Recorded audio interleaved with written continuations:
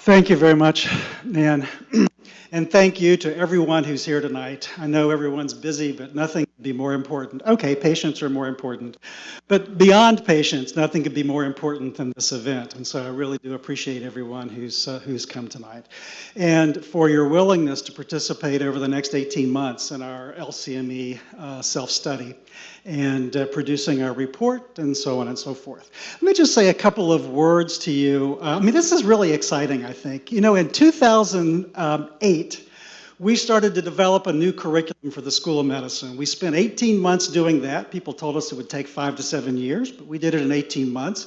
And we implemented it, as you well know, in the summer of 2010. So we have 3 years under our belts now of that curriculum. We've learned a lot. We made some pretty big changes in the first year, and we've done some tweaking ever since as part of our continuous curriculum improvement process. But it has been 3 years, and the LCME is coming, and so it is really a good time for them to come and for us to pause and spend considerable time, effort, and thought reviewing what we've done, how well we comply with the LCME standards, but most importantly, what we can do better to ensure that our students have the best education that they possibly can get in a medical school in this country. This event really is the kickoff for that, and I think it should be viewed in a very positive and really celebratory kind of way.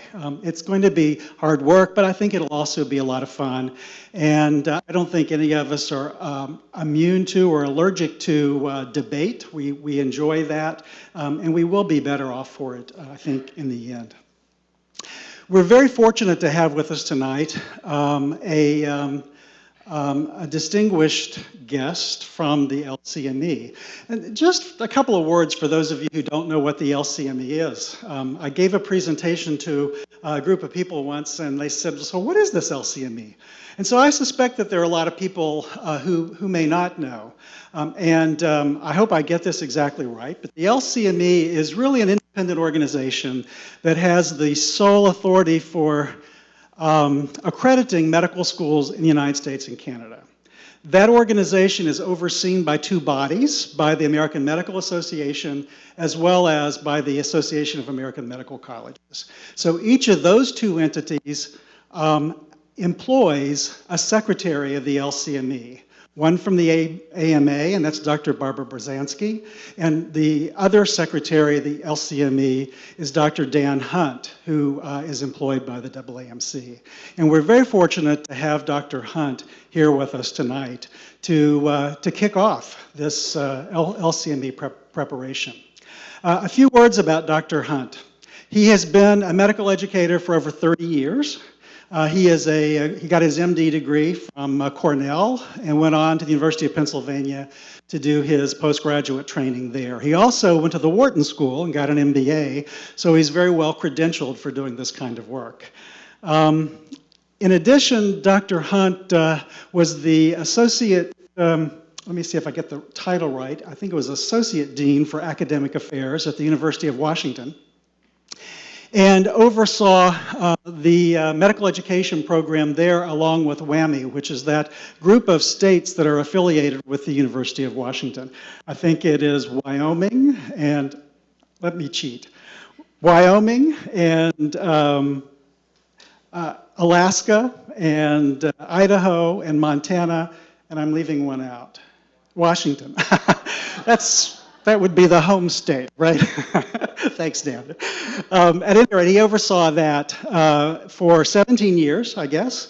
And then he went on and founded or established a new medical school in Canada, the first medical school in Canada for over 30 years, I think.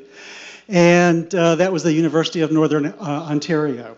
So Dr. Hunt had quite a background when he went to the LCME, and he has come tonight not as a regulator, but as a friend, as someone who's going to educate us and advise us on how we can proceed with our accreditation process and be successful. So with that, I'd like to introduce to you Dr. Dan Hunt. Did you notice how much difficulty he had, little echo, he said regulator really easy, but it was really kind of a friend. So, okay, all right, that's the way it is. And I do want to emphasize what he said in terms of the most important part of this is that you, the faculty and the students, use this as an opportunity to improve yourselves, because that's really what this is. And really, effectively, I can sit down now because that's the main message. There's a lot of details I'll share with you, but that's the take-home message. This is about you looking at yourselves and deciding, where are we doing well? What could we be doing better? And where do we want to be in the future? Then a group of your peers will come in and maybe agree with you or maybe not. But that's really, in a simplistic way, what this is all about. I'm a little bit nervous this evening. I've given this talk, a variation of this talk a number of times, so that's not it. You see, about 12 years, 15 years ago, I was standing in front of a mirror practicing my lecture in behavioral science to my first-year students, and my wife caught me. Dan, what are you doing? You've given that talk over and over. And I said, yeah, but you see, my daughter had joined the medical school. Jody's in the audience. And so I'd just like you to welcome my wife, who is over here, Susan.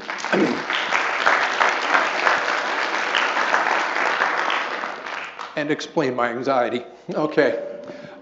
So welcome. This is an opportunity for you. One of the things that I enjoyed big time is that the students empowered me to be the judge and help select the t-shirt for each entering class. So there'd be a competition for the design.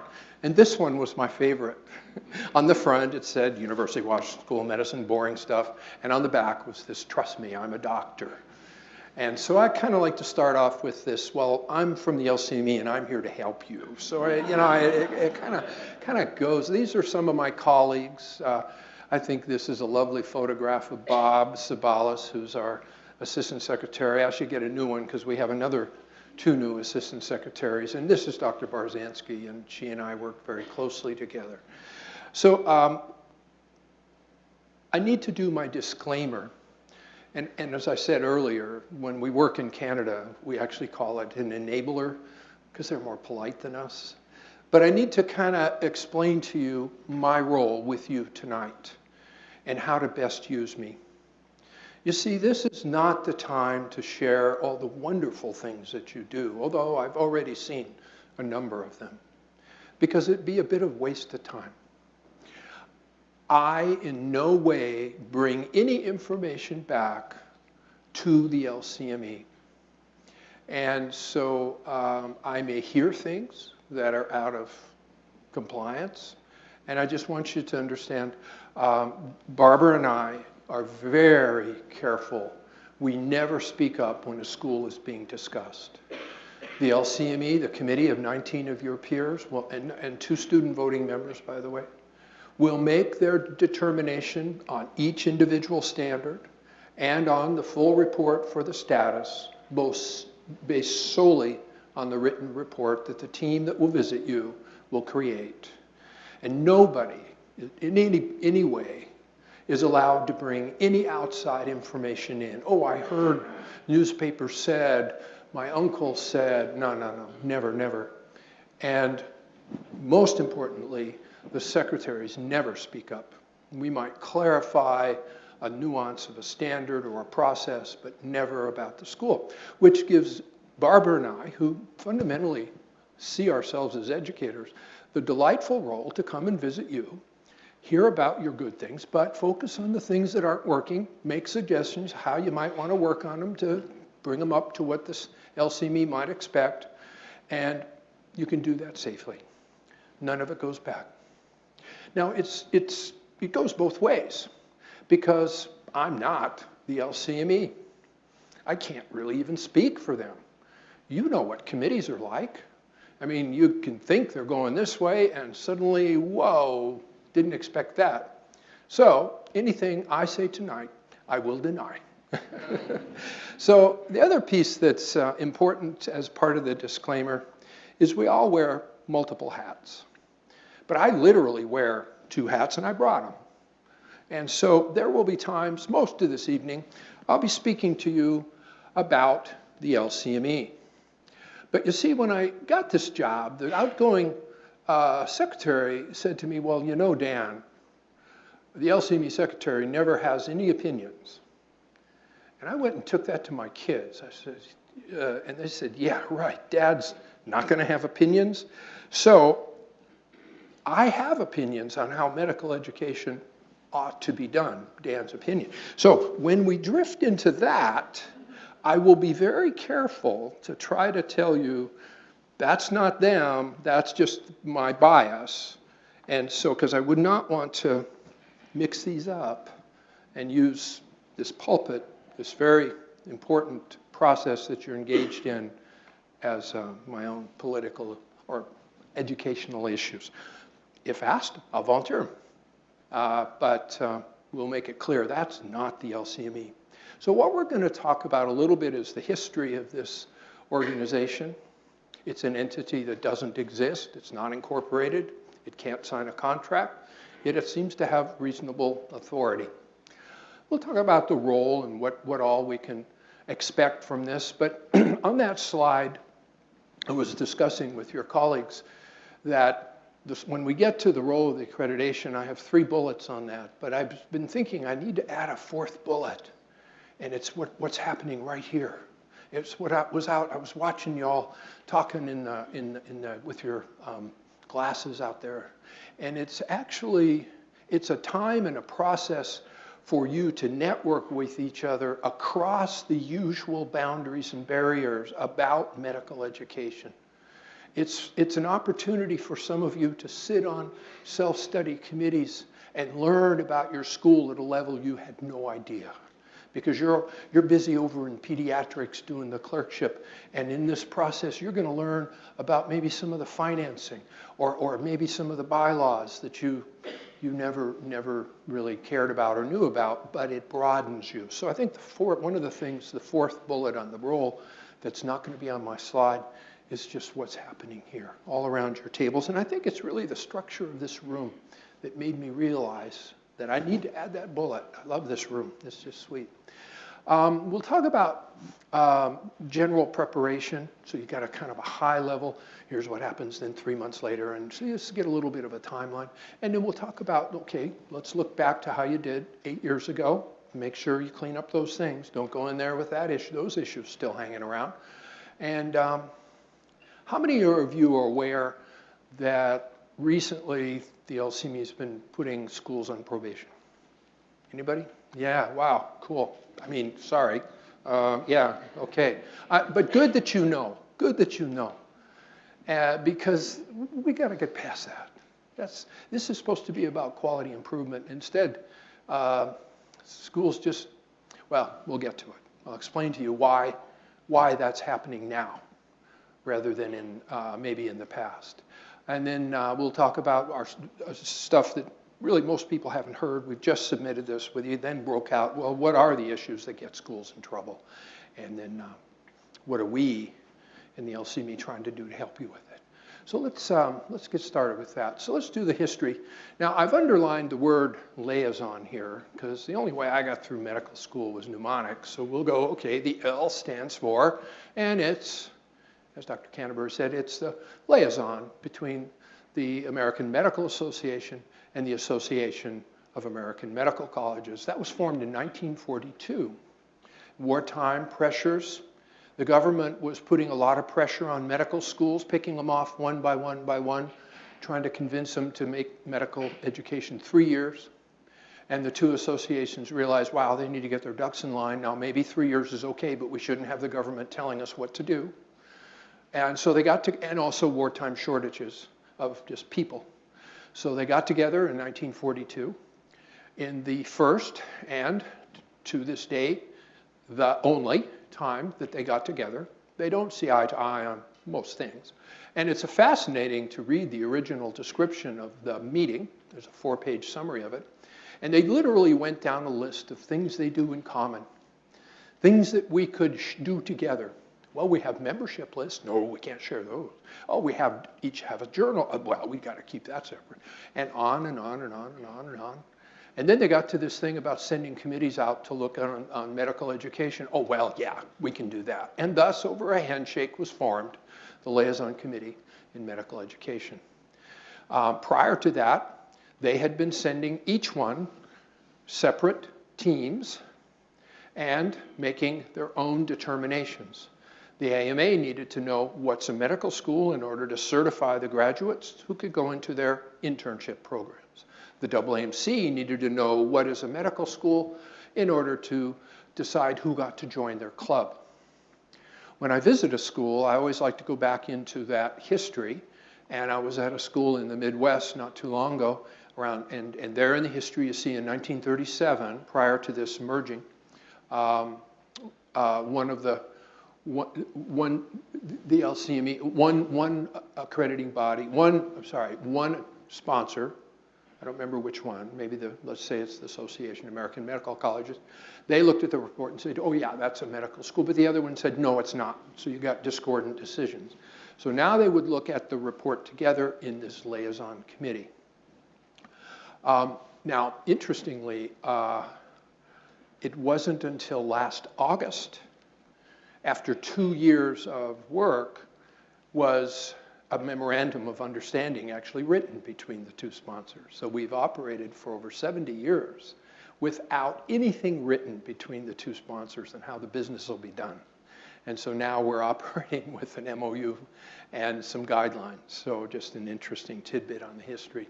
CACMS is the Committee for Accreditation of Canadian Medical Schools, which came on board in '79.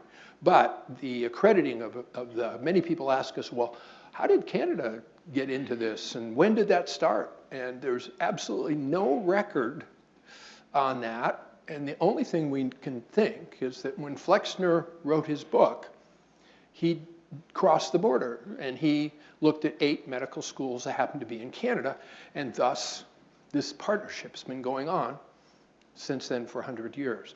Now, interestingly, we are in the process of writing for the first time in a memorandum of understanding across the 2 countries to see just exactly whether we should continue doing that, and if so, how. So handshakes work when things work, and so it's an interesting process to watch. So this is the slide that I told you I need to add the extra bullet of the power of convening and the power of learning beyond your individual silo. And I use silo in a positive way. Where you educate, you will get to see things that you otherwise might not be exposed to in this self-study process. But the traditional roles for accreditation are as you see on the screens. The majority of the work is quality assurance and improvement. That's really what this is about. The regulatory aspects are those, a new school coming in. As you know, we've had over 50 inquiries after a 25-year period of no new medical schools. In the last 4 years, we've dealt with 50 inquiries from universities and academic medical centers on wanting to start their own medical school. There are about 18 who have made it onto the website and are on some stage. The first 4 schools this year that came into that graduated their first class. So 3 of them are now off that website, if you're curious. They are now fully accredited. So regulatory, who's in the club, who's not in the club. Very rare to lose accreditation. Those recommendations have been made in the past, but it's not something that happens very often. It can be an agent of social change, and by that I mean there are times that the standards will be created to push us, and I say really you, medical schools, push us into domains that we might not otherwise go. So a recent example of that is something called MS31A, if you're into the code stuff. And that's simply that you have to monitor the learning environment to pick up those that hidden curriculum issues, that those behaviors that go on that undo the formal curriculum. You teach good behavior, ethics, this, that, and the other, and then students go into settings, usually clinical settings, and see those kinds of behaviors that are not consistent with what we teach. And that standard was written to push all of us into a really difficult world of then monitoring and working on to keep those things under control. That would be an example of one of those relatively rare standards for as an agent of social change. In contrast, the new standard that is will be officially in place on July 1st, that everybody should be doing some interprofessional education, I would say that's a standard that's more typical. It's like schools have been doing that. And they're all doing it to some extent. And so it's really a standard that it's not driving the bus, it's just getting on the bus. That, okay, everybody's doing it, so now let's set some expectations about what's the minimum level and then look for those exemplary practices. That would be more a classic standard, whereas the agent of social change is one where, well, nobody's really doing this, but it's a good thing to do. Those are the things your peers create for you, if you wish. So I'm going to do more visual on the basic preparation process, but just as a summary, you know, as you know, schools are reviewed every 8 years. Now, it's not that you don't get looked at in the in-between. There's two ways that the LCME monitors you in between. For one is it's extraordinarily rare, as in like, don't expect this to happen, that when this team finishes with you, that they're not going to find at least several things that they think that, and the LCME confirms, that you should get better at. So one of the ways that that monitoring takes place during the interim of full surveys is that really the LCME kind of nags you forever. And, you know, okay, we want a status report on how that career advising was improved, give it to us in 2 years. The other way is your school, and you may participate in this, each year you fill in 3 different annual questionnaires, one on your finances, one on the student debt issues, and one on the curriculum, those 3 LCME questionnaires. And the LCME, we, the secretaries, monitor that each year and look for significant changes in between the full 8 years. Now I'm going to jump to a topic of the future, is that as you finish this process, I want you to begin preparing for your continuous quality monitoring of standards, because last week the LCME approved a new set of language that will require schools to not just wait 8 years to look at things, but to have a continuous quality system to monitor at least some key standards, not necessarily them all. So as you go forward on this, be ready to prepare for some way of monitoring key ones in between. So every 8 years, you prepare. This is about perfect. I think your group has started quite a bit earlier in terms of the usual 18-month timeline because of your issues on the new curriculum. And just my simple sampling from your students today and just a little bit of reading, it looks like you're well on track. So the database you are going to create, it's poorly named. It's out of the 50s. And it's simply, for every standard, there's 4, 5, 6 questions which you, the school, need to answer. So every school should have learning objectives. Okay, then obviously the question says, what are your learning objectives? And there's some questions about that. And that creates the database. We'll see some examples of that, or one example. Well, we'll see 2 examples of that. The reason you do the database is actually to give, not just to the LCME, but to give to yourselves. Because the next step is the most important, and that's the self-study. So all of you, at least I think most of you, have been assigned a self-study committee, right? We're all sitting here at these tables, and you're going to be working on evaluation of program effectiveness. There it is.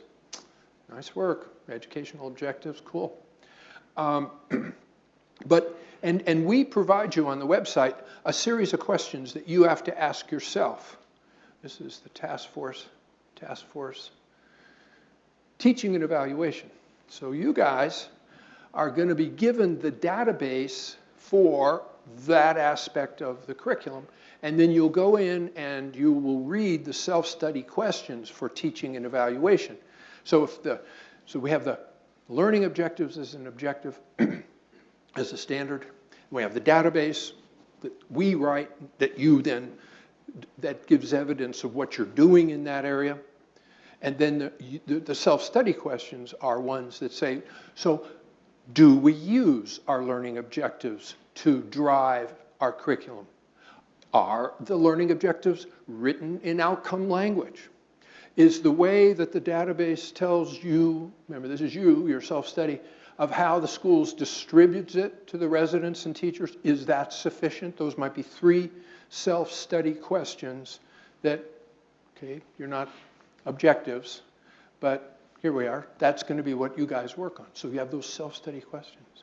And then you create your self-study summary.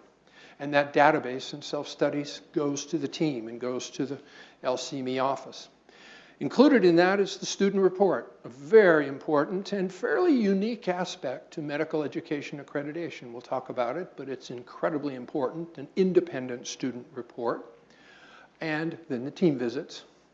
They then verify, okay, you guys in the self-study on objectives said you distributed them okay, but we're going to sniff around a little bit and see if we like it. And we'll verify with boots on the ground. Then they'll write a report, 70 or so pages.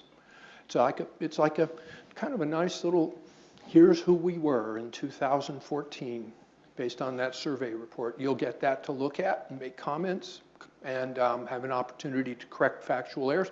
And then it goes to the LCME, and that group of 19 individuals, your peers, will then make judgments on every single one of the 132 standards, and then an overall assessment of the status of the accreditation. Now this is my good colleague Bob Sabalis. If it was a little bit darker, you would see a scowl, an unhappy look on his face, because sitting in front of him is a very typical database. Very typical database. So it's about 8 inches of material. Sad to have one of those go to every team member and to our offices, and it's a lot of trees. All I'll say is, finally, the LCME is going to at least get into the 90s, and we will have a web-based application in about 1.5 years. So it's coming, not in time for you, sorry. So you're going to send something like this to us. And the binders, the colors of the binders, for example, that top yellow, that's the self-study report. If you look down, the very bottom one is blue. That's the student independent study report. So all of those binders have different meanings. Do not do this. This was a real submission.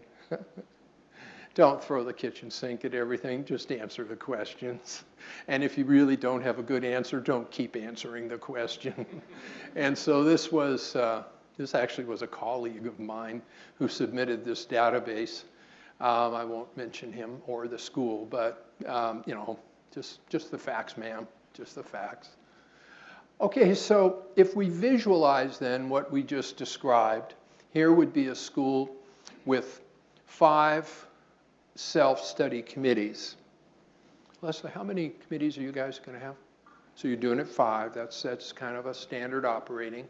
And so those 5 are based on how the standards are currently broken out, institutional setting and the educational program, the medical students, faculty, and the educational resources. And so your self-study summary, so your committee chair, do you know who's the chair on this committee? Objectives? Oh man, I'll tell you, did you see that? No, it's over there. They'll figure it out. That person will summarize it, send it to Leslie or at Canterbury, and somebody in the executive group will kind of look at it, and then you'll morph that into a 35-page self-summary. That's about the only place we have a page limit, just to try to keep it focused. That'll start off with, well, here's the issues we had as a problem before, and here's what we've done about those. And then here's the summary from the different committees on each of the issues. And then it's going to end with, and here's what we think our strengths are, and here's where we think we need to do some work, concerns, use whatever word you want. And then you're going to have a long list of all the people that participated. That's a very important document for the team to be able to look at. Just so you know, so who ended up writing your committee report? Who is it that ended up on the objective? Well, I know all of us, but all of us don't write a report. One person puts it together. Who's the I'm just going to say it's you, okay? Just so you know, that your individual committee report will not go to the team. That'll be used by your executive committee and your other groups to write the summary. It will be available, and it will be in the room that the team meets in. And very occasionally, if there's some concern that whether or not the school went through a legitimate process, a team member will wander over and just look at your committee report. But I think you should be encouraged to write relatively frankly and let them work it out at the top and what they want to do with it. And teams don't come in and micromanage the self-study process. The independent student report is very important. And it's a very powerful aspect of the accreditation process, and I think we can all be proud of just how, well, we all know how wonderful the students are, but I think this is just one of those nice things we can be pleased with, that we all really do depend on them. So, as you know, and I can see students now on committees here, and I can, so you'll have students embedded in each of the committees, but more importantly, or as important, but more importantly, is that the students have already surveyed their classmates and got a 92%, what was 92? A 92% response rate. How many pages was your questionnaire? It was on a computer, I don't know. Yeah, I bet it would have been about 15 if you were going to write it out. Yeah. I mean, how many times have you as faculty have tried to do a survey so you do a publication, and you know an editor won't publish anything that's, you know, they'll accept maybe 70. But anyway, great job, good responsiveness from the class, which is exactly what the team wants, because this is a very important document for the. So your students have put together that questionnaire. They've surveyed the classmates on 40 or 50 questions. They've added some of their own. Did you have parking in there?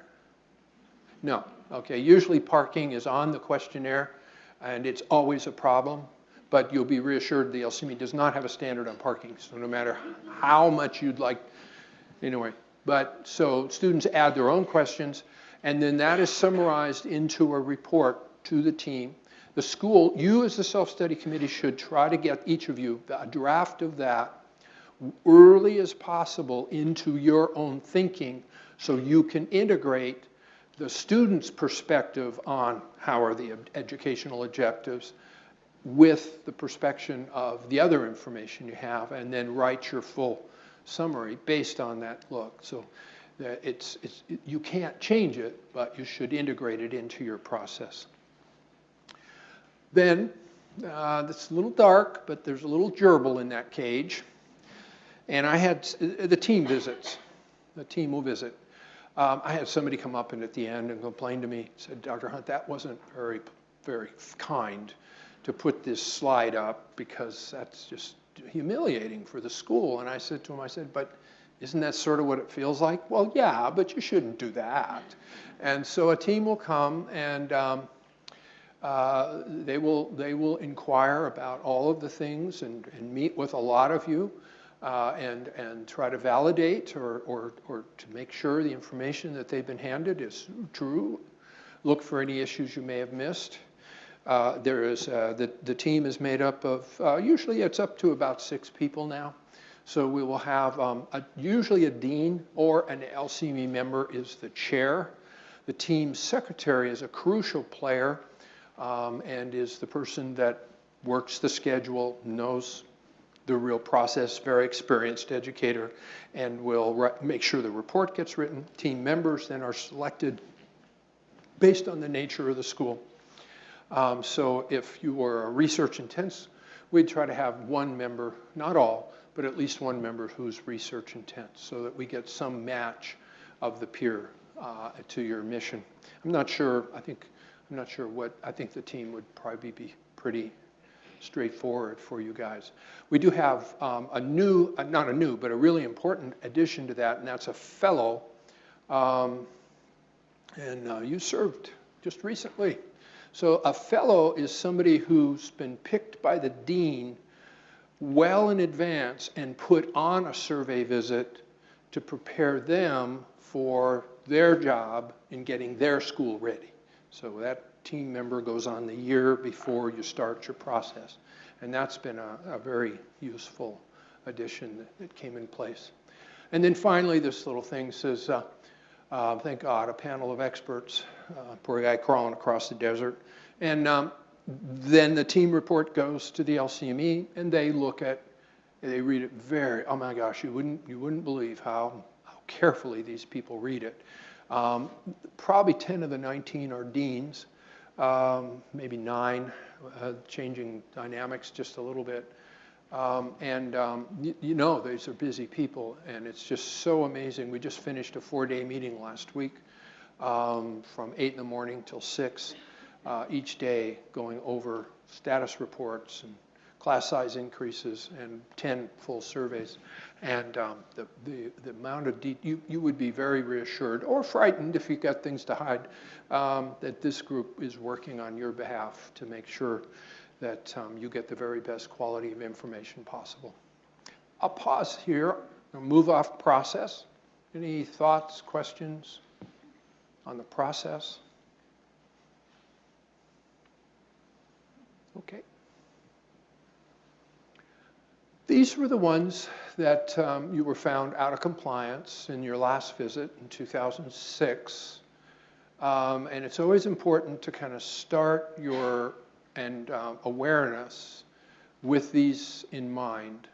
And you'll see later in the research shows that what's called chronicity, having the same standard in 2 different survey visits is not a good thing. So, I mean, your team already knows that. And so they've already been sending me, well, here's what we've done on ED8, and here's what we've done on ER4, and believe me, I think ER4 is going to be just fine. Got a little tour, no problem. But it's really good to have these things well taken care of. And I think comparability, ED8, making sure everybody has a comparable educational experience and assessment. A lot of schools being cited for that. It's a very important standard. We talk in a small meeting a little bit about that. That's going to be one you want to be very thoughtful about.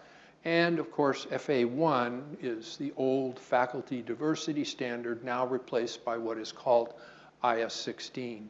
So I think those 2, as I look at it, are ones that the other ones seem like they're okay, but your self-study committee, if you've got residency, ED24, the preparation of residents that might be in the teaching and evaluation committee, just make sure you read that annotation in the standard real carefully and just make sure everything, all those I's are dotted, and because you don't want to have those come back on you. So we're going to shift again. And we're going to talk a little bit about sort of what's getting schools in trouble. We're going to move off you now and just look at a little broader picture. I like to, when I spent some time in China, and I just like these 2 guys. You know, we got this serious LCME stuff, but we got to have a little fun with it as we go along. So I like them as my transition. And it's transitioned to a pretty serious, unhappy, not much humor into it. So this is, don't bother trying to read this. This is just to give you a visual image. This is out of our first paper published in Academic Medicine last June, I think, a year ago now. And it was, and I'll tell you what started it. So I've been on the LCME for 6 years, and I prepared the University of Washington for 3 years. And I prepared it at a different time than it is now. And I only now truly understand how different the time is. And so, because you see, when I was preparing Washington, I don't know we actually said it, but it was, well, but you know, yeah, you have to take the LCME serious, but you know, they never put anybody on probation. I mean, okay, I mean, they don't want to embarrass you, so just get the job done, get them in your rearview mirror. I'd be such a hypocrite if I didn't admit that I didn't really see it as a self-improvement process. So try to do better than I did. So when I got to the LCME 6 years ago, I began seeing some pretty severe actions. And I'll define severe actions, but it's basically a decision that if you're the dean, you really wish that wouldn't have happened. And so I thought, wow, they got more teeth than I thought. So I wonder, is this really different? And so what we did is we looked at two 4-year periods, or periods of time that had pretty much the same number of full surveys. I think one had 107 and one had 108. And the first block of time was up to 2002. And then the next block, I think, was up to around 96 or 98. That was when this study, we closed it off. And the black bar represents the more recent time, and the light gray bar, the less recent. The three categories are, and we'll define those in a moment, better, but basically those are those things you wished wouldn't happen. Probation being on the far right, and the other two being invisible to others. Okay, it's a confidential action, but it's something that requires a lot more work on the school's part. Again, something you wished wouldn't happen. And just more of them, and particularly the probation issue. And so this confirmed what my hypothesis was, is, something's different. This isn't what I thought this LCME was about. So all of us, we were all aware of that. And so then we all began, secretaries, kind of, okay, well, what is it what's different? And teams, teams, change, LCME changes. No, it's not that the secretaries are on steroids. We have heard that accusation, by the way. No, it turns out it was a restructuring of the standards in 2002. So in 2002, this is when you read the standards, you're reading out of the book called Function and Structure of a Medical School, and it lists 132 standards. Okay, that's what you're used to doing. Well, this is Function and Structure of a Medical School, same title, but it's 1998. These are the standards. And if you can't quite see it, all it is 8.5 pages of prose. So you see, when I was preparing Washington prior to 2002, I didn't even read the standards because I didn't have to.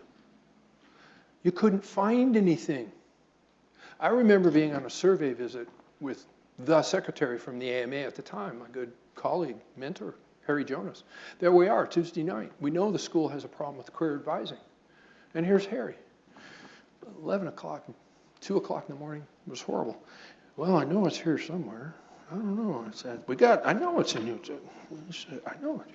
So prior to 2000, so what happened in 2002, Barbara and the Assistant Secretary Bob Eaglin at the AMA in 2002, basically they just took each sentence and put a number on it. So when we say ED8, that was the 8th sentence in the educational section. It had to do with comparability of educational experience. The sentence did not change whatsoever. It's just now it has a number, which allowed the LCME for the first time to actually say you're out of compliance with ED8. Whereas before, prior to 2002, they would say we have concerns about fill in the blank, and they weren't consistent and they weren't precise. I found a letter from '98 that sent back to the school, we have serious concerns that your curriculum is vulnerable and fragile. That's a quote. Now, if you get that, you're going like, okay, that's okay. Okay, so what exactly do you mean by vulnerable and fragile? And if we fixed it, how would you know? Because then when they come back, they don't know what that committee at that time meant. So for the first time, citations could be linked to standards. Database questions for the first time were linked to standards, where before that, you'd write the database of general characteristics of the medical education program with no guidance whatsoever. So that, and the reports were not based on the standards. So starting in 2002, the LCME started getting a little crisper, able to see things. Now you're coming, so you guys went through in 2006, and you got most of the benefit of this clearer version, and you did reasonably well. That's more than I want you to have next time for the coming one, but you did reasonably well. Schools that have been 2, 3, 4 years behind you, as in they've just come up, when they came up and when they did their original like 2003, 2004, just after this change, the LCME hadn't really had this in process long enough to really be able to give good feedback and know what's going on.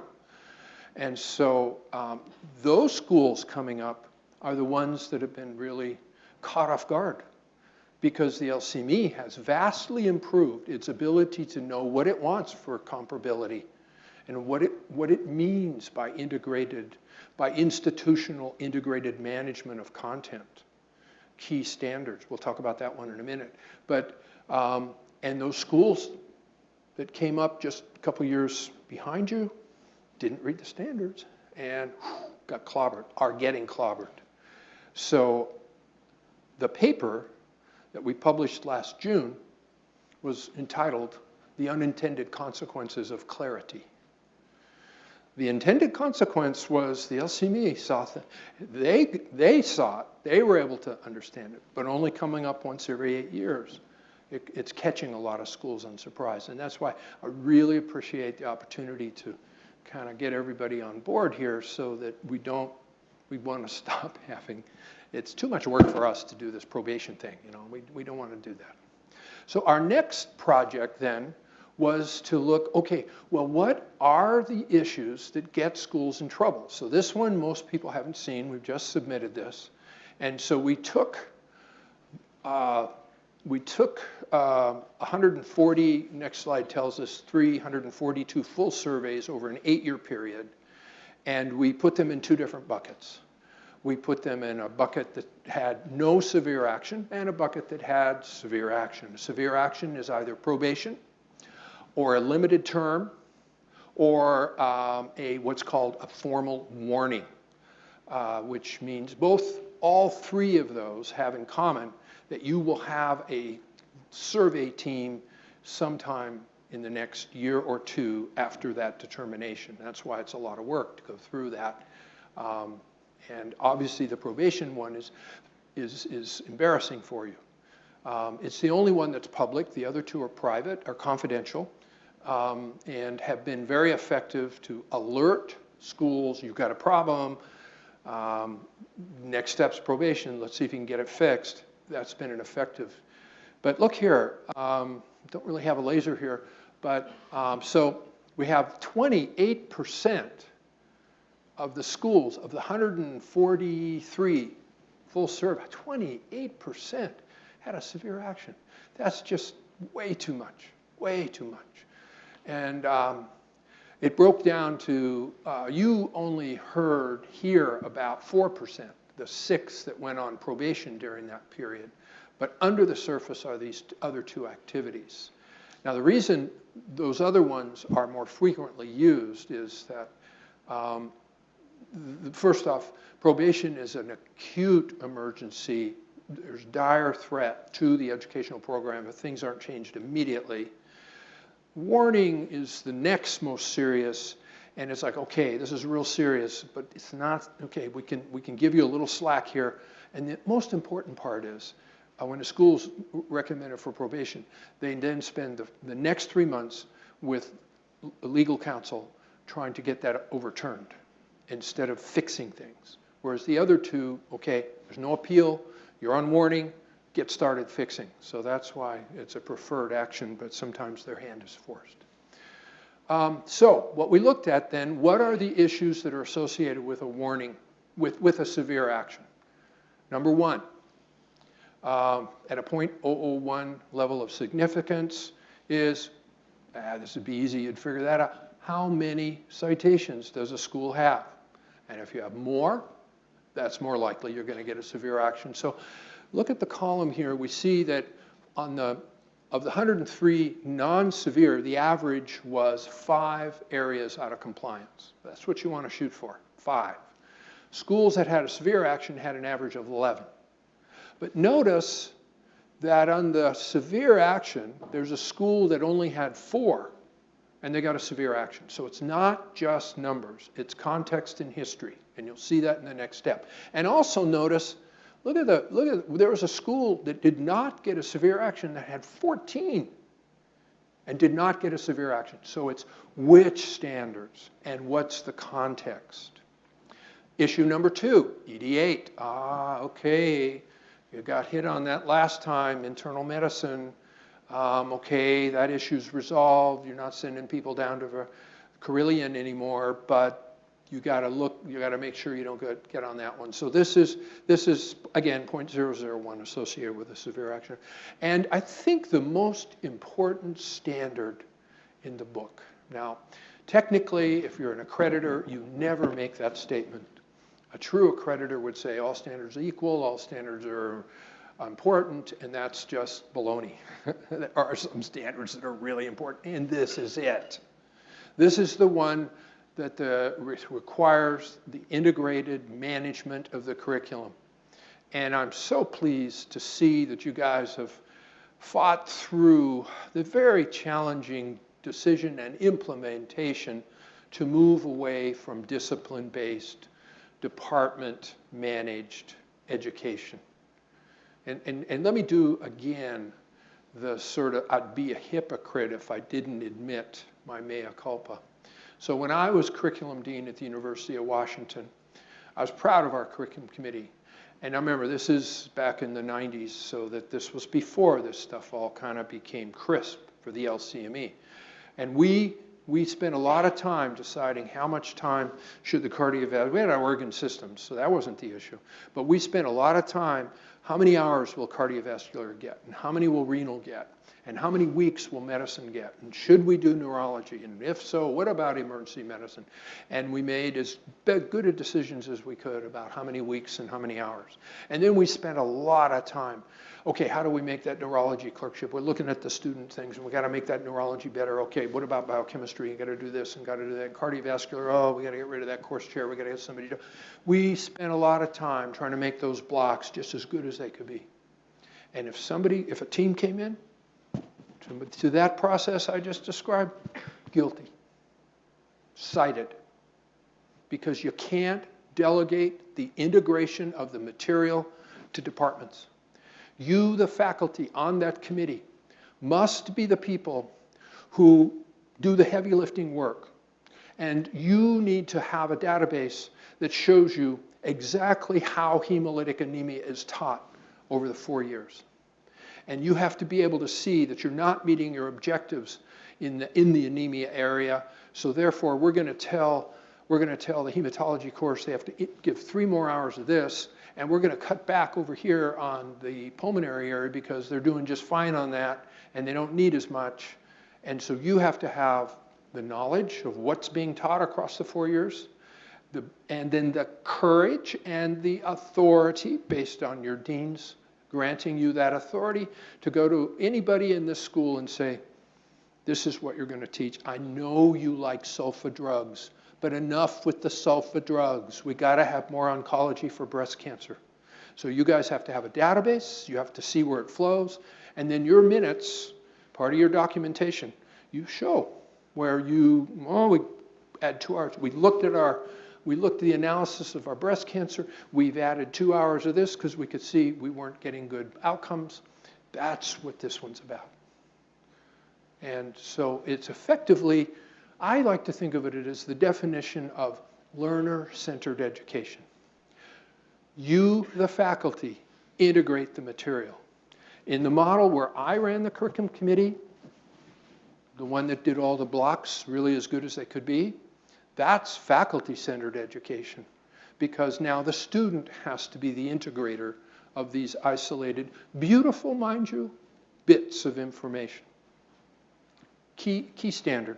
But I have to say, I want you to use your anxiety. I don't know if you mentioned, but I'm a shrink too. I want you to use the anxiety of this event to get healthy change. So I don't want to reassure you and say, oh, I think things look good. I did hear good stuff from the students about your threads and your organ systems and the battles you're having. So stay anxious, keep moving, and pay attention to whether or not you've done anything in the third year.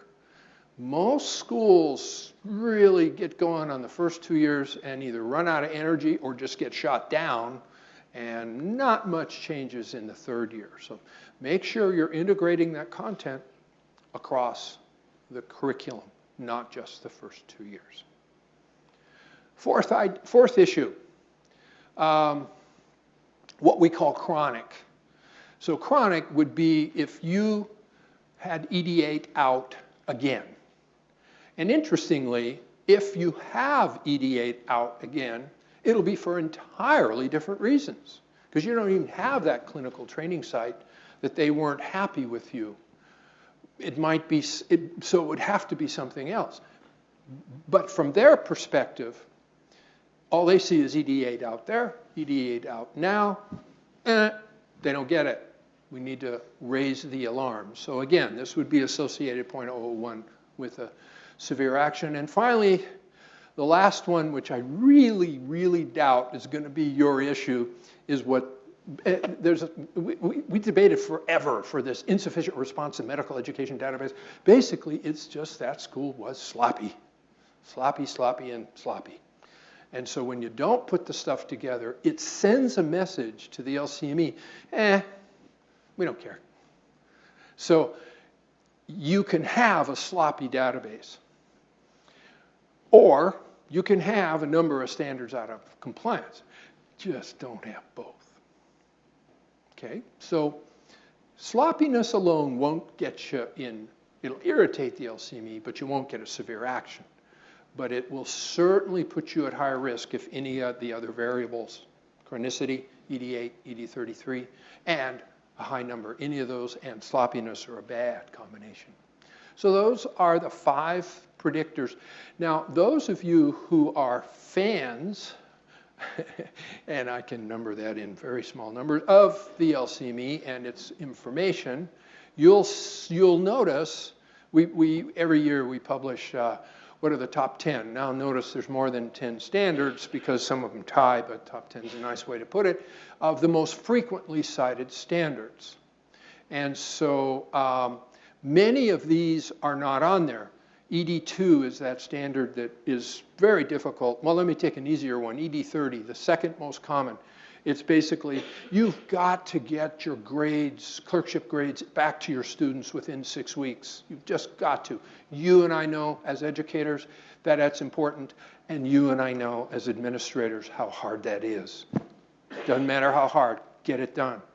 And it's second most frequently cited standard. I think shame on us as educators, because that's so crucial to get our students' feedback. That one doesn't show up on the 5 variables that predict severe action, because everybody's having problems with that, not just the schools that are getting in trouble. So, so you have to be thinking of the predictors of severe action, and in addition, the issues that others, just be aware of the ones that the schools are having difficulty with in general. So I'm going to pause again.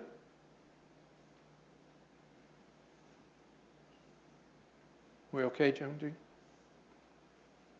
Any questions, Jing? Okay. This is a photo. I had a lovely exchange in central China when I was at the University of Washington for many years. I'd take their faculty and they would learn problem-based learning or behavioral science, whatever they wanted. And in exchange, for every week I housed and fed a faculty member, they would take one of my students. And so had over 90 students do 6-week clerkships in 2 different schools in China over the years I was there. This is very early. This is the road to the Panda Reserve, the path to the Panda Reserve. Now it's about a 2-lane highway because it's such a lovely place for tourists to go.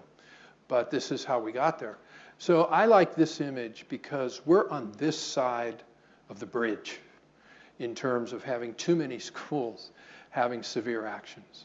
And we want to be on the other side. And so part of my gratefulness for your awareness and your attention to detail and just inviting me here and all of you being here, actually being here, I mean, it just makes me very hopeful that, okay, I think here's one school that's way on the other side of the bridge. They get it. They're working on this stuff. And it's not just about accreditation.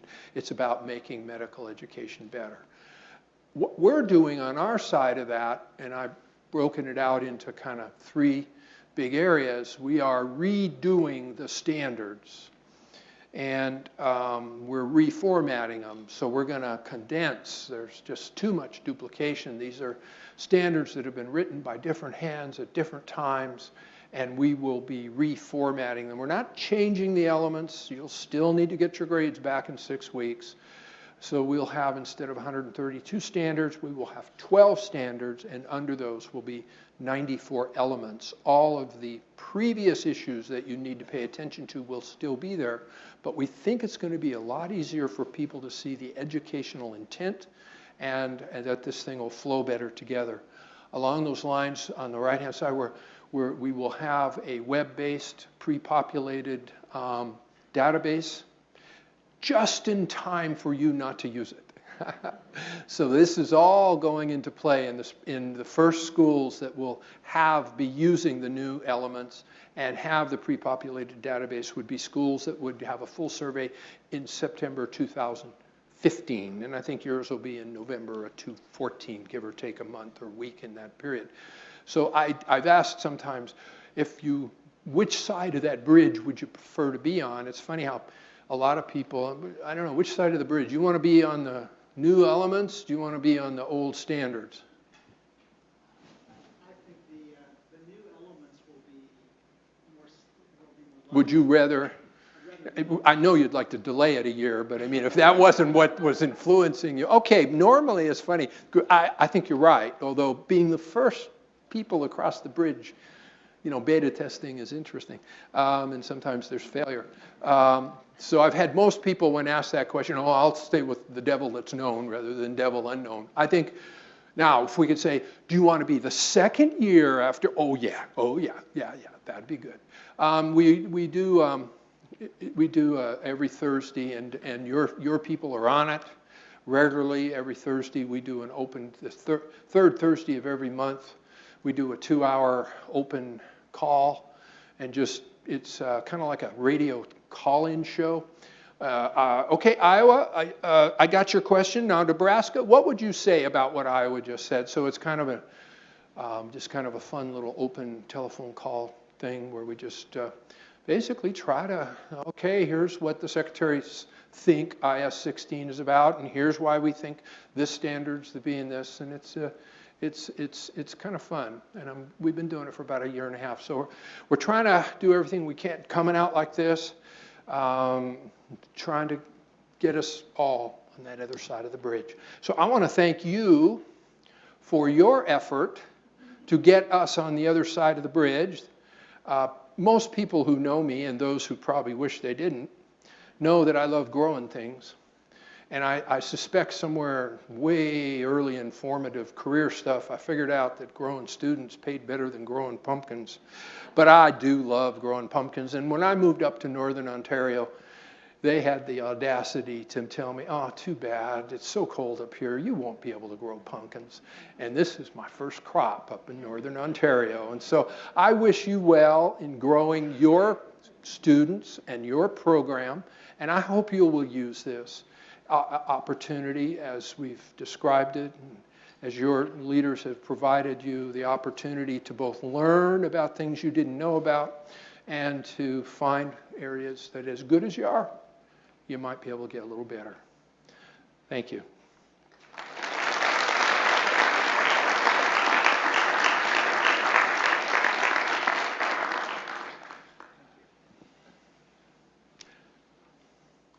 So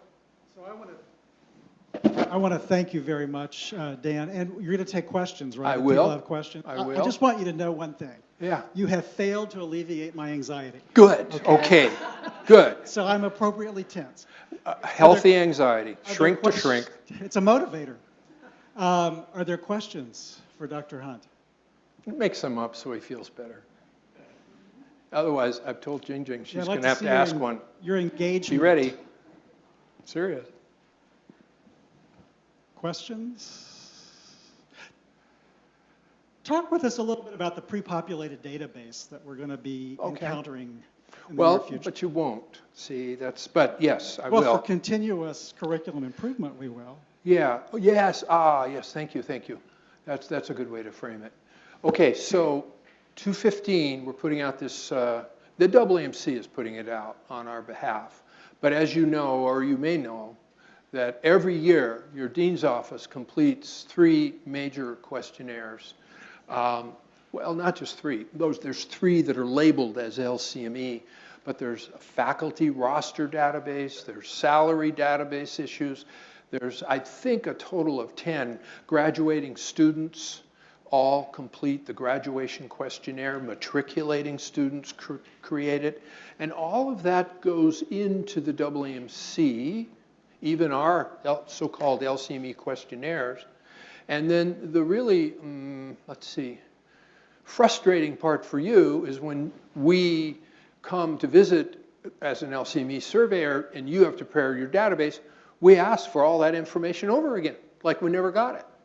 And it turns out because we didn't, because it all goes in AAMC and it just never gets out. Well, they've been working for 2 years to integrate their databases so that schools starting in September 2015 will get a web-based thing to write out all their database and to do your self-study on a everything's going to be web-based, no more paper. And it'll have all those information that you send. So the graduation questionnaire, there's MS-32 in the database, student mistreatment issues. It asks for what's the school's experience with the various 27 questions on mistreatment. So instead of you just putting those into the database, that'll already be loaded.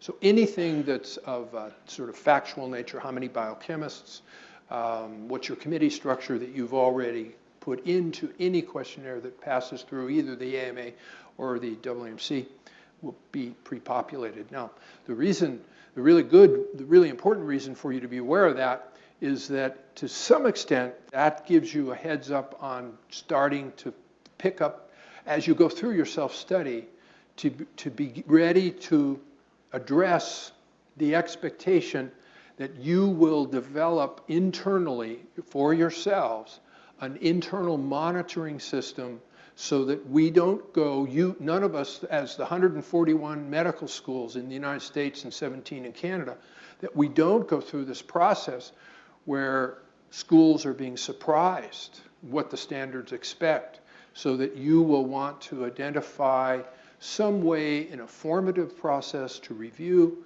your status on whatever issues you think are important. Now, we're going to provide a little bit of, and then monitor that on an annual basis so that it doesn't come as a surprise to you, because some of these things, even though you discover them in the 18-month period leading up to the survey visit, some of them take longer to put in effect, and that's why schools are being cited. So now we will eventually put a little frame on what this internal self-study should be, but right now we're thinking it's going to be formative. That means the survey team will not ask for what did you find on your annual review, but they will ask what's the process you're using. Canada has an elegant interim 4-year experience where the school has to check off all 132 standards at the 4-year. We're not going to require that. It's a model you can look at.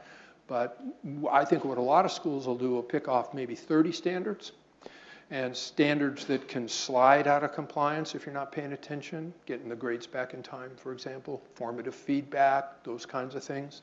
And then probably a few others to monitor those every year. So be starting to think about that and prepare that for yourselves as you go through this.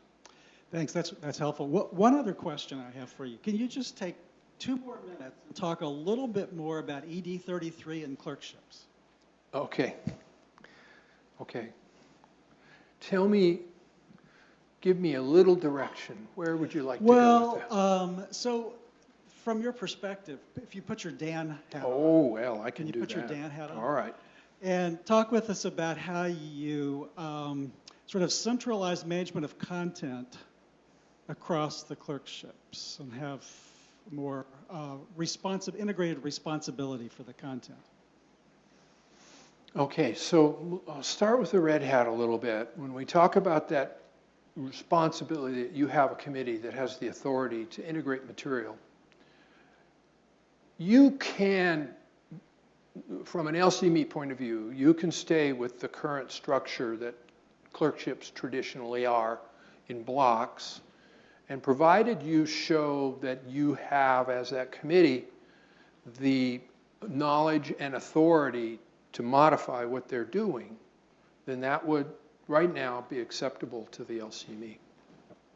But you do need to work on that, because traditionally schools have gone through beautiful curriculum reform for the first 2 years, and then nothing happens in the 3rd year. Some of that is because there probably really, there weren't any interesting educational models of how to do the clerkships other than in discipline-based blocked clerkships. All right, well, now I'm going to shift to the Dan hat. So this is not an LCME expectation. This is Dan. But for the last 15 years, really, actually, University of Minnesota and the Duluth program started this in 1970. So it's been around for 40 years, but pretty silent. And I would say only in the last 10 years has a very new, and now Dan would say, much better model for the 3rd year. How many department chairs do I have here in the clinical world? Where are you? All right. So just get in line with the people that want to kill me, all right? So it's this is just against most religious beliefs out of the clinical model. Basically, the model, how many have heard of integrated clerkships, longitudinally integrated clerkships? Okay, well, that's where the money's at. Now, remember, this is Dan now, okay? It's not LCME. In Washington, University of Washington School of Medicine, we set up our first longitudinally integrated clerkship in 1994. It was based on pressure in Idaho. Legislators just wanted to see more action going on in their state, or they weren't going to fund their aspect of the WWAMI program. So we put our heads together and we looked at this model that was coming out of Minnesota called the RPEP program to see how could we get 3rd year students into communities of a size that you couldn't do the usual blocked clerkship. You just didn't have enough internists. You didn't have enough pediatricians. Now they had enough kids and they had enough adults, but you didn't have enough to do the usual blocked clerkship. And so we looked at this integrated clerkship model, and I went kicking and screaming. I was not a proponent for this because it's labor intensive for the dean's office. The dean's office is not used to running programs. The dean's office is good in running systems, but not actual educational courses. They're not designed for it.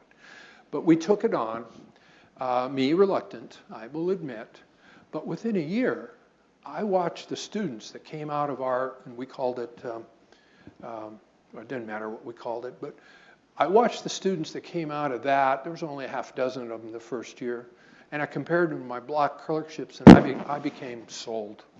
These kids were amazingly more mature in their clinical acumen and their sense of what it was. They looked like first year, like towards the end of first year residence to me. Now, David Hirsch has been here. He is not the inventor, but he's one of the better speakers on this topic. His is the model for urban-based integrated clerkships. The majority of the others are for small rural communities. But the three principles that David showed and that I could see in these people is that the reason students mature so much faster is they have a continuity with the supervisor. So, you know, if I'm a psychiatry attending and you're my student for 6 weeks, I'll get to know you, but you know, by 6 weeks, I don't really know how much feedback you can, I don't really know if it's me that's not clicking on this, or is that you, and how much can you tolerate, and I don't really know you. So you don't get as quality of feedback, and then you're gone. With the integrated clerkship, that student's going to work with a core set of faculty for the year. Or in our case, we went in gently and only for 8 months. And so in every day, you're working with me. And I'm seeing you on a regular basis. And pretty soon, I know you. I know what you can take. I know it's not me. I know where you can improve. And it's not like sit down formal feedback. It's like in the hallway, by the way, on that last thing, be sure and do this and maybe cut back on that. So there's an ongoing feedback because of the continuity with the supervisor. The second variable is the continuity with the patient. And just to put it simply, David, or maybe it's Barbara Oger, who characterizes so beautifully that in the block clerkships, students get to know patients as diseases. Okay, I saw a schizophrenic patient today, check off the box. In the integrated clerkship, they have ongoing relationships. They see patients over an entire year. So they become individuals with significant health issues. And so it's a much more humanistic, it's the thing we all want. And then the third variable is they get to know the system. Even at the complex, big, multi-tertiary care Cambridge Hospital that David's at, those students understood which physical therapists tended to work better with those particular types of cardiac events rather than the shoulder stuff. So they began to understand the referral systems that their supervisors preferred and why they liked it and how it worked and how do you get people through the system. So system awareness, better supervision, and the ongoing patient care issue. And they see so many more patients than in the block clerkship. So that's a little soapbox there, but it's just something that if, you know, make sure that for your purposes of this survey, you've got good minutes in your curriculum committee to show that the clerkships are not isolated phenomena, but in fact really working as the third year of the continuous learning experience, not a blocked experience isolated. But if you do give some thought to a new model, I think this is, more and more schools are adopting this now. Thank you very much. Any other questions? Yes, Michael. Hi. I noticed that there was a list of common citations Mm-hmm. as one of the slides. And I just wondered if, well, for example, IS-16, are there examples available of those schools who turned those citations around and somehow engage them to share how they accomplished that?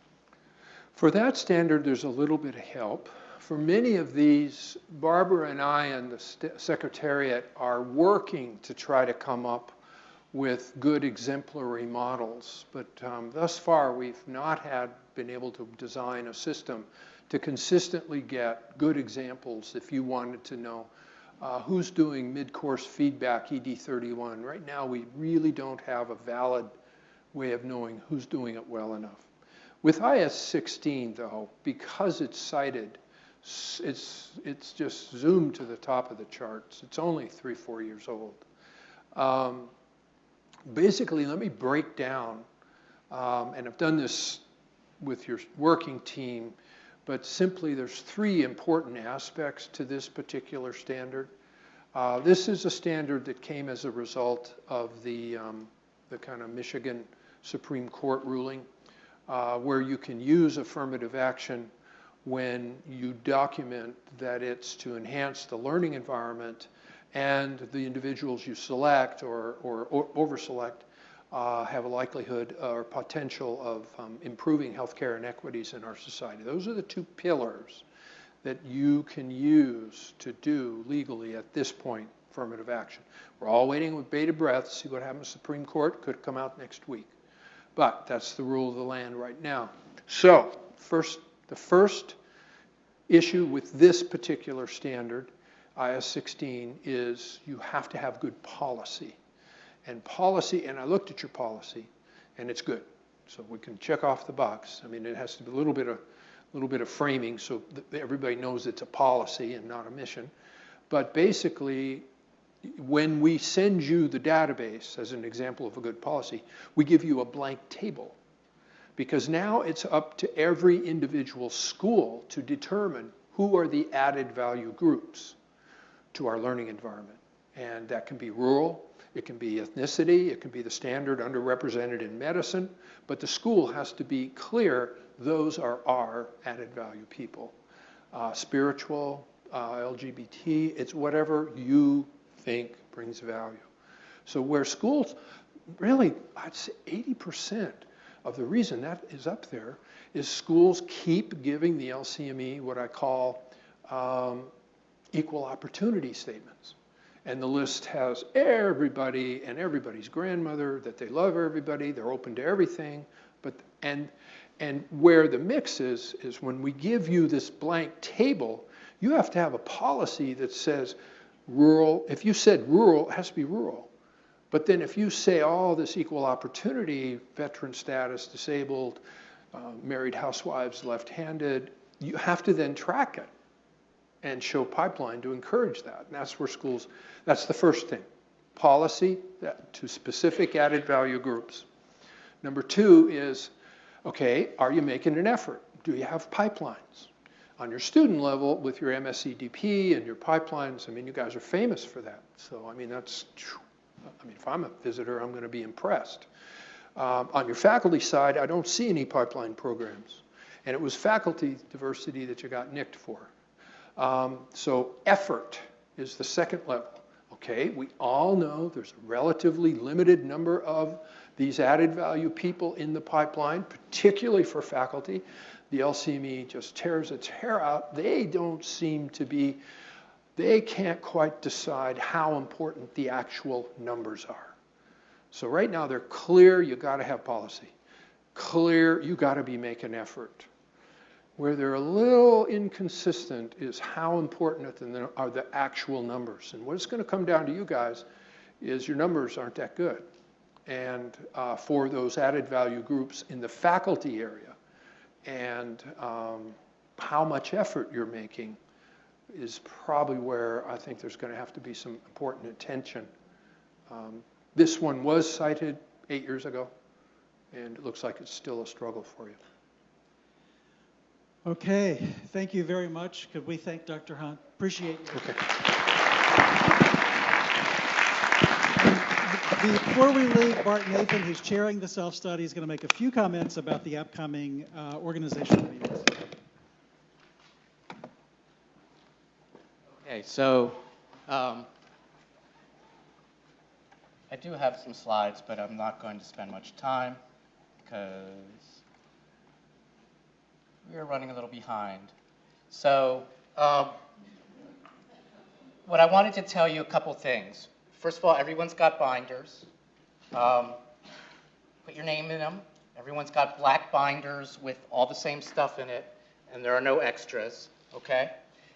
In the binders, you can look through it on your own. You'll see a bunch of introductory material, things to learn about one of the systems that we're going to use to review each other's documents, which is called SharePoint, which we'll talk about more. The two most important things, which are not yet in the binders but will be provided very soon, is the database that pertains to your subcommittee and your self-study questions, which pertains to your subcommittee. That material will be provided soon. You also can look at the structure here. Now, everybody is sitting in their working groups. And as you can see, each working group reports to a subcommittee. And then the subcommittees report to the executive task force. All right? So each working group will be working independently and then also working together in their subcommittee to answer the questions in the self-study. I'm going to skip this one. This is the timeline or a similar timeline to what you have in your binder. We are here, okay? We've met with the chairs of the subcommittees earlier. We are right here, right now. Starting this month, your subcommittees, the big groups that all the working groups report to, will have their first meetings. It'll be an organizational meeting. By that time, we hope to have the database and the self-study questions available. Over the summer, the working groups should meet on their own schedules to start looking at that material. The subcommittees will typically start meeting again in the fall to start putting together their reports on the self-study. And you can see here that the self-study is going to run until approximately December. At that point, the self-study hands off to the executive committee and things start going really fast because we're going to have a mock site visit and the summer of 2014, the final reports have to be submitted to the LCME in the summer, and the actual LCME site visit is in October of 2014. Hopefully by February of 2015, we will have our final report. This is just the same thing written out in text, and that's all I want to say. So we will be coming to the organizational subcommittee meetings this month to go over a lot of this material in more detail and give more instructions. Thank you, everybody.